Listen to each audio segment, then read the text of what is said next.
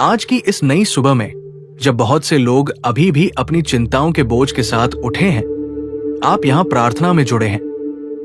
ये कोई संयोग नहीं है, ये परमेश्वर की योजना है। हो सकता है आज सुबह आपकी आंख खुलते ही आपके मन में कई बातें आ गई हों। किसी को घर की चिंता है, किसी को नौकरी की, किसी के मन में बच्चों का भविष्य है, तो कोई अपने स्वास्थ्य को लेकर परेशान है। कुछ लोग बाहर से मुस्कुराते हैं लेकिन अंदर से बिल्कुल टूटे हुए हैं। लेकिन आज मैं आपको एक बात याद दिलाना चाहता हूं। जिस परमेश्वर ने आपको आज सुबह जगाया है, वो आपको यूं ही नहीं जगाता। अगर आपकी सांस चल रही है तो इसका मतलब है कि आपकी कहानी अभी खत्म नहीं हुई। कई बार हम सुबह उठते ही सबसे पहले अपना चेहरा नहीं बल्कि अपनी समस्या देख लेते हैं। मोबाइल उठाते हैं, संदेश देखते हैं, बैंक का हिसाब देखते हैं, काम का तनाव याद आता है और फिर सोचते हैं, हे प्रभु, आज का दिन कैसे निकलेगा। कभी कभी तो ऐसा लगता है जैसे सोमवार सुबह कोई परीक्षा लेकर आती है। अलार्म बजता है और मन कहता है, हे प्रभु 5 मिनट और, लेकिन जिम्मेदारियां कहती है, नहीं, उठो, जीवन इंतजार नहीं करता। यही तो जीवन है। लेकिन अच्छी बात यह है कि जीवन चाहे जितना व्यस्त हो, परमेश्वर कभी व्यस्त नहीं होते। आपका फोन किसी का इंतजार कर सकता है, आपका काम थोड़ा देर से हो सकता है, लेकिन जब आप परमेश्वर के पास आते हैं, वो हमेशा तैयार रहते हैं। भजन संहिता में लिखा है कि उसका क्रोध क्षण भर का है, परंतु उसकी प्रसन्नता जीवन भर की है। रात को रोना ठहर सकता है, परंतु बिहान को आनंद पहुंचता है। शायद पिछली रात आपने रोते हुए बिताई हो, शायद किसी ने आपका दिल दुखाया हो, शायद आपने बहुत कोशिश की लेकिन परिणाम वैसा नहीं मिला जैसा चाहा था।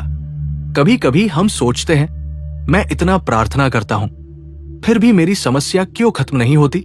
सच्चाई यह है कि परमेश्वर हमेशा समस्या तुरंत नहीं हटाते, लेकिन वो आपको समस्या के बीच मजबूत जरूर बनाते हैं। जैसे एक माता अपने छोटे बच्चे को चलना सिखाती है, वो हर बार बच्चे को गोद में नहीं उठाती, कभी कभी उसे गिरने देती है ताकि बच्चा चलना सीखे। लेकिन ध्यान रखिए, वो दूर खड़ी होकर देख रही होती है। वैसे ही परमेश्वर भी आपको अकेला नहीं छोड़ते।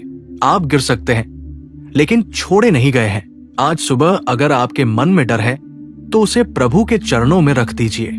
अगर आपके पास उत्तर नहीं है तो चिंता मत कीजिए, जिसके पास उत्तर है वो आपके साथ है। यशाया में लिखा है, मत डर क्योंकि मैं तेरे संग हूं, इधर उधर मत ताक क्योंकि मैं तेरा परमेश्वर हूं। कितनी अद्भुत बात है। परमेश्वर ये नहीं कहते कि जीवन में समस्या नहीं होगी, वो कहते हैं समस्या होगी लेकिन मैं भी साथ रहूंगा। अगर जीवन एक बस यात्रा जैसा है तो हम अक्सर पीछे बैठकर खिड़की से बाहर डर देखते रहते हैं, लेकिन चालक सीट पर कौन है? परमेश्वर। और जब चालक परमेश्वर हो तो रास्ता ऊबड़ खाबड़ हो सकता है लेकिन मंजिल गलत नहीं होगी। आज की सुबह हम अपने मन को शिकायत से नहीं, धन्यवाद से भरेंगे। आइए कहें, हे प्रभु, धन्यवाद कि मैं आज जीवित हूं, धन्यवाद कि मेरी सांसें चल रही हैं, धन्यवाद कि भले ही सब कुछ मेरे अनुसार नहीं है लेकिन सब कुछ आपकी योजना में है। कई बार हम केवल उन चीजों पर ध्यान देते हैं जो हमारे पास नहीं है, लेकिन आज जरा सोचिए, आपके पास क्या है? आपके पास एक और सुबह है, एक और अवसर है, एक और दिन है अपने जीवन को बदलने का। किसी ने सही कहा है, हर सुबह परमेश्वर का यह संदेश है कि मैंने अभी तुमसे उम्मीद नहीं छोड़ी। वाह, कितनी गहरी बात है। लोग आपको देखकर कह सकते हैं तुमसे नहीं होगा, परमेश्वर कहते हैं मैं तुम्हारे साथ हूं। लोग आपकी असफलता गिनते हैं, परमेश्वर आपकी संभावना देखते हैं। लोग बाहरी रूप देखते हैं, परमेश्वर हृदय देखते हैं। अगर आज आपको लगता है कि कोई आपको नहीं समझता तो याद रखिए, यीशु आपको पूरी तरह जानते हैं। वो जानते हैं कि आप किस दर्द से गुजर रहे हैं, वो जानते हैं कि आप किस बात को लोगों से छुपा कर रखते हैं। कुछ आंसू ऐसे होते हैं जो केवल तकिए जानते हैं, लेकिन उससे पहले परमेश्वर जानते हैं। आज सुबह प्रभु से कुछ छुपाने की कोशिश मत कीजिए, बस जैसे हैं वैसे उनके सामने आइए। कहिए, प्रभु मैं थका हुआ हूं, प्रभु मैं डरा हुआ हूं, प्रभु मैं उलझा हुआ हूं, लेकिन मैं आपके पास आया हूं। यही विश्वास है, विश्वास का मतलब ये नहीं कि आपके पास सारे उत्तर हैं। विश्वास का मतलब है कि उत्तर न होने पर भी आप परमेश्वर का हाथ नहीं छोड़ते। कभी कभी जीवन हमें ऐसे मोड़ पर ले आता है जहां रास्ता समझ नहीं आता, लेकिन याद रखिए, जब आपको रास्ता न दिखे तब मार्गदर्शक पर भरोसा कीजिए। यीशु ने कहा, मार्ग और सत्य और जीवन मैं ही हूं। मतलब अगर आपको रास्ता नहीं पता तो रास्ता खुद आपके साथ है। ये सुबह केवल कैलेंडर का नया दिन नहीं है, ये अनुग्रह का नया अवसर है। आज आप फिर से शुरू कर सकते हैं। कल की गलती आज का फैसला नहीं है। शायद आपने पहले बहुत गलतियां की हों, शायद कुछ फैसलों ने आपको तकलीफ दी हो, लेकिन परमेश्वर की दया हर सुबह नई होती है। कौन कहता है कि आपका जीवन खत्म हो गया? जिसने आपको बनाया है उसने अभी अंतिम अध्याय नहीं लिखा। तो आज निराशा को मत पकड़िए, आशा को पकड़िए, डर को मत पकड़िए, विश्वास को पकड़िए। समस्या को मत देखिए, समाधान देने वाले को देखिए। अब पूरे मन से प्रार्थना करें। हे स्वर्गीय पिता, इस सुंदर सुबह के लिए आपका धन्यवाद। धन्यवाद कि आपने मुझे एक और दिन दिया। धन्यवाद कि आपकी दया मेरे जीवन पर बनी हुई है। प्रभु, आज मैं अपना पूरा दिन आपके हाथों में सौंपता हूं। मेरे विचारों को शुद्ध कीजिए, मेरे हृदय को शांत कीजिए, मेरे कदमों का मार्गदर्शन कीजिए। जहां डर है वहां साहस दीजिए, जहां भ्रम है वहां स्पष्टता दीजिए, जहां कमजोरी है वहां शक्ति दीजिए। मेरे परिवार को आशीष दीजिए, मेरे घर में शांति दीजिए, मेरे काम में सफलता दीजिए, मेरे संबंधों में प्रेम दीजिए। हे प्रभु, जो बातें मेरे नियंत्रण में नहीं हैं, उन्हें मैं आपके हाथों में छोड़ता हूं। मैं हर बात को पकड़कर रखने की कोशिश नहीं करूंगा, क्योंकि मुझे विश्वास है कि आप मुझसे बेहतर जानते हैं। यीशु के नाम में आमीन। अब जहां भी आप हैं, कुछ क्षण के लिए अपने मन को शांत कीजिए। बाहर की आवाजें थोड़ी देर के लिए रुक सकती हैं, लेकिन अंदर की आवाजें अक्सर नहीं रुकती। कभी मन कहता है, अगर आज भी कुछ अच्छा नहीं हुआ तो, अगर मेरी मेहनत फिर व्यर्थ चली गई तो, अगर मेरी प्रार्थना का उत्तर कभी नहीं मिला तो। मन बड़ा अजीब है, कभी बिना कारण खुश हो जाता है और कभी बिना वजह परेशान भी। कभी एक छोटी सी बात पर मुस्कुरा देता है और कभी एक शब्द पूरे दिन खराब कर देता है। किसी ने कुछ कह दिया और हम पूरे दिन उसी को मन में दोहराते रहते हैं, जैसे मन के अंदर कोई पुराना रेडियो हो जो बार बार वही बात चलाता रहता है। लेकिन आज सुबह आपको अपना मन परमेश्वर के सामने नया करना है। रोमियो में लिखा है कि अपने मन के नए हो जाने से बदलते जाओ। ध्यान दीजिए, पहले मन बदलता है, फिर जीवन बदलता है। अगर मन डर से भरा है तो अवसर भी खतरा लगने लगता है। अगर मन विश्वास से भरा है तो चुनौती भी अवसर लगने लगती है। इसीलिए शैतान अक्सर परिस्थिति से पहले आपके विचारों पर हमला करता है। वो आपके कान में धीरे से कहता है, तुमसे नहीं होगा, तुम बहुत देर कर चुके हो, अब कुछ नहीं बदल सकता। लेकिन आज प्रभु की आवाज इन सब से ऊंची है। वो कह रहे हैं, मैं नया मार्ग बना सकता हूं, मैं सूखी भूमि में भी नदी बहा सकता हूं। क्या आपने कभी देखा है, बारिश होने से पहले आसमान अक्सर सबसे ज्यादा अंधेरा दिखता है? वैसे ही जीवन में भी कई बार आशीष आने से पहले संघर्ष बढ़ जाते हैं। हम सोचते हैं, जब मैं प्रार्थना कर रहा हूं तब परेशानी क्यों बढ़ रही है? क्योंकि कभी कभी युद्ध इस बात का संकेत है कि कुछ मूल्यवान सामने है। अगर दुश्मन आपको परेशान कर रहा है तो शायद इसलिए क्योंकि उसे पता है कि आपके अंदर परमेश्वर की योजना है। आप साधारण नहीं हैं। हो सकता है लोग आपको साधारण समझे, आप खुद को भी कभी छोटा समझ लेते हो, लेकिन परमेश्वर सामान्य लोगों से असामान्य काम करते हैं। दाऊद एक साधारण चरवाहा था, मूसा हकलाता था, पतरस मछुआरा था। परमेश्वर ने कभी पूर्ण लोगों को नहीं चुना, उन्होंने उपलब्ध लोगों को चुना। इसलिए अगर आप सोचते हैं कि मैं योग्य नहीं हूं, तो शायद आप वही व्यक्ति हैं जिसे परमेश्वर इस्तेमाल करना चाहते हैं। कई लोग अपनी कमजोरी देखकर रुक जाते हैं, लेकिन परमेश्वर आपकी कमजोरी देखकर नहीं रुकते। वो कहते हैं, मेरा अनुग्रह तेरे लिए बहुत है। कितनी सुंदर बात है। आज सुबह आपको अपने बारे में वही सोचना है जो परमेश्वर आपके बारे में सोचते हैं। दुनिया कहे तुम कमजोर हो, परमेश्वर कहते हैं तुम मेरे द्वारा बलवान हो। दुनिया कहे तुम अकेले हो, परमेश्वर कहते हैं मैं तेरे संग हूं। दुनिया कहे दरवाजे बंद हैं, परमेश्वर कहते हैं मैं ऐसा द्वार खोलूंगा जिसे कोई बंद नहीं कर सकेगा। कभी कभी हमारा सबसे बड़ा संघर्ष परिस्थिति नहीं, धैर्य होता है। हम सब जल्दी चाहते हैं, प्रार्थना भी अभी, उत्तर भी अभी, चमत्कार भी अभी। हमारा मन कहता है प्रभु मैंने कल प्रार्थना की थी, आज परिणाम कहाँ है? हम ऐसे व्यवहार करते हैं जैसे स्वर्ग कोई भोजन भेजने वाली सेवा हो। लेकिन परमेश्वर घड़ी देखकर काम नहीं करते, वो उद्देश्य देखकर काम करते हैं। अगर उत्तर अभी नहीं आया तो इसका मतलब ये नहीं कि परमेश्वर ने आपको भूल गए हैं। कभी कभी देरी अस्वीकार नहीं होती, तैयारी होती है। जैसे बीज मिट्टी में दबा रहता है, ऊपर से देखने वाला कहेगा कुछ नहीं हो रहा, लेकिन अंदर जड़ें बन रही होती है। शायद आपके जीवन में भी अभी जड़ें बन रही हैं। आपको लगता है कुछ नहीं बदल रहा, लेकिन अंदर बहुत कुछ तैयार हो रहा है। इसलिए हार मत मानिए। सबसे अंधेरी रात के बाद ही सूर्योदय आता है, और आज तो सूरज भी निकल चुका है। देखिए, प्रकृति हर सुबह हमें एक संदेश देती है, अंधेरा स्थायी नहीं है। अगर रात हमेशा नहीं रहती तो आपका संघर्ष भी हमेशा नहीं रहेगा। आज जो समस्या बड़ी लग रही है, कुछ समय बाद वही आपकी गवाही बन सकती है। आप कहेंगे मैंने सोचा था मैं टूट जाऊंगा, लेकिन परमेश्वर ने मुझे संभाल लिया। यही तो गवाही है। गवाही का मतलब ये नहीं कि समस्या कभी आई ही नहीं। गवाही का मतलब है समस्या आई, लेकिन परमेश्वर उससे बड़े निकले। आज सुबह आप अपने जीवन पर नकारात्मक शब्द बोलना बंद कीजिए। मत कहिए मेरा कुछ नहीं हो सकता। मत कहिए मैं हमेशा असफल हूं। मत कहिए मेरे जीवन में कुछ अच्छा नहीं होता।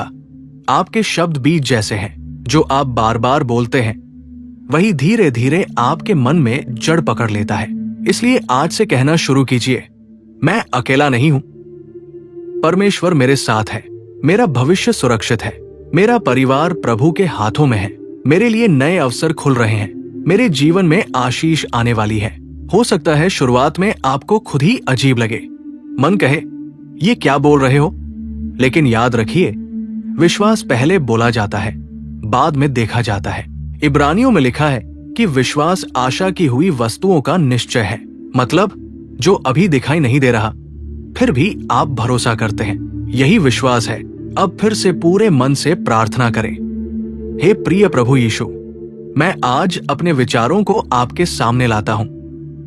जहां मेरे मन में डर है उसे निकाल दीजिए, जहां नकारात्मकता है वहां आशा भर दीजिए, जहां भ्रम है वहां आपकी बुद्धि दीजिए।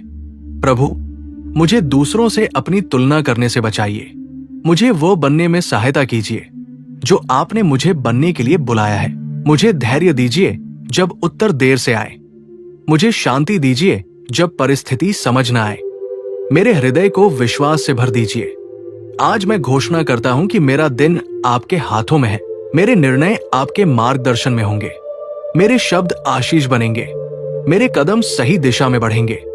हे प्रभु, जो दरवाजे आपने बंद किए हैं उनके लिए भी धन्यवाद, और जो दरवाजे आप खोलने वाले हैं उनके लिए पहले से धन्यवाद।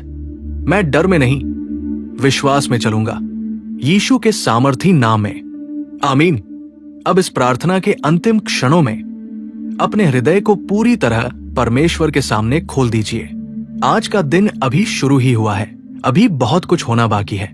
कौन सा फोन आएगा, कौन सी खबर मिलेगी, कौन सा अवसर सामने आएगा, आप नहीं जानते। लेकिन एक बात निश्चित है, परमेश्वर पहले से जानते हैं। यही हमारे विश्वास की सबसे बड़ी शांति है। हम कल नहीं जानते, लेकिन जो कल को जानते हैं हम उनके साथ चलते हैं।